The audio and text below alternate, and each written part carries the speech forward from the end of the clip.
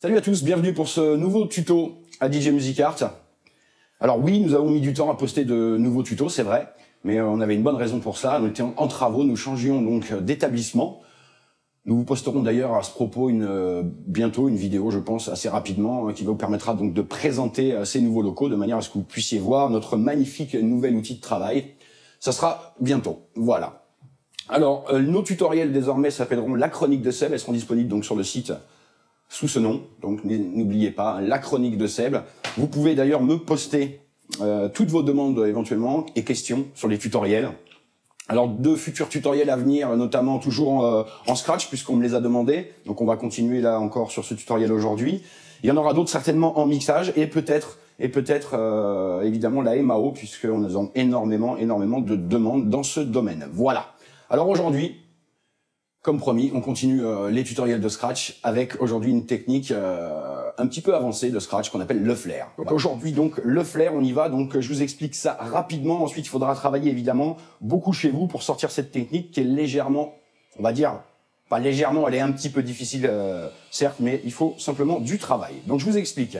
Un repère, comme d'habitude, au départ du son. Voilà, pour symboliser le départ. Un repère pour symboliser la fin du son. Donc le son s'arrête ici. J'espère que c'est clair pour tout le monde. Un repère pour l'attaque et un repère pour symboliser la fin du son.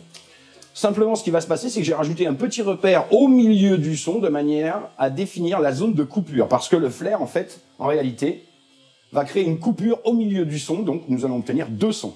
Je rappelle que nous sommes quand même crossfader, excusez-moi, ouvert. On part crossfader ouvert et ça, c'est important.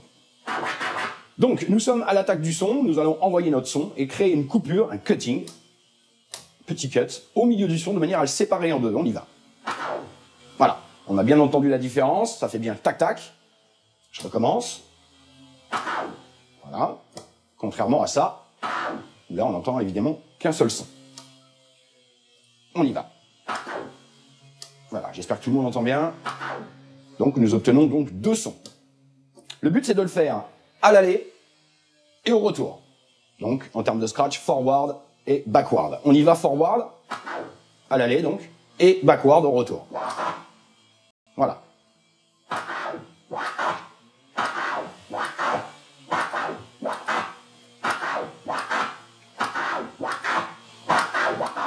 Ok, j'espère que c'est très clair. Je vais vous faire quelque chose d'un petit peu plus rapide pour que vous ayez l'idée dans la tête de ce que ça donne.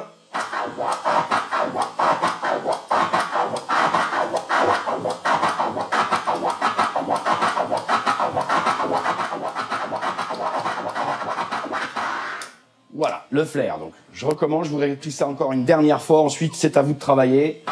Un repère placé au début de l'attaque du son. Vous pouvez simuler ça sur vos platines CDJ avec juste simplement poser un cue au départ du son.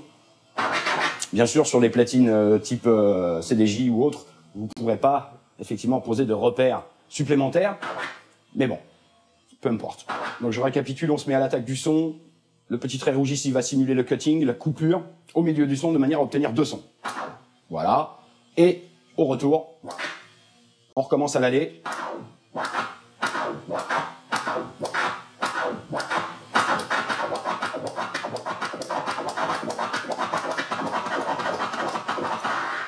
Voilà. On va voir ce que ça donne avec un beat. Donc je rappelle, doucement au départ. Hein.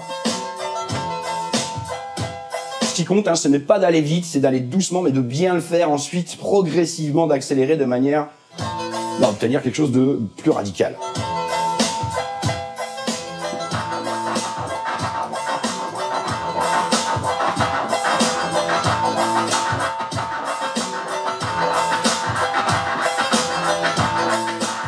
Je vais baisser un petit peu l'instru de manière à ce que vous entendiez mieux le scratch.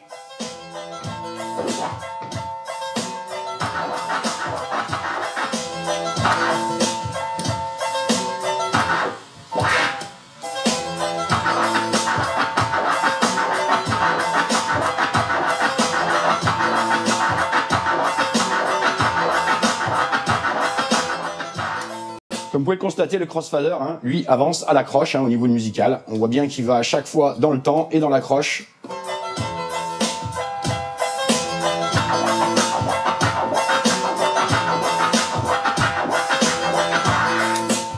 Voilà.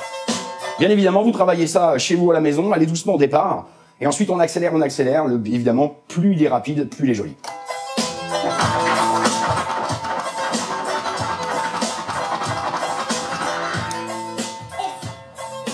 Voilà les amis, plus que du travail pour vous. J'espère que l'explication a été assez claire. Vous pouvez donc retrouver ce tutoriel sur la chaîne YouTube de l'école, également sur le site de l'école, page Facebook évidemment, et tous les réseaux sociaux. N'hésitez pas à me laisser vos commentaires, notamment sur la nouvelle chronique de Seb, et poser vos questions. Si j'ai le temps d'y répondre, évidemment, je le ferai. Voilà, on se retrouve donc très vite pour un prochain tuto. Ciao!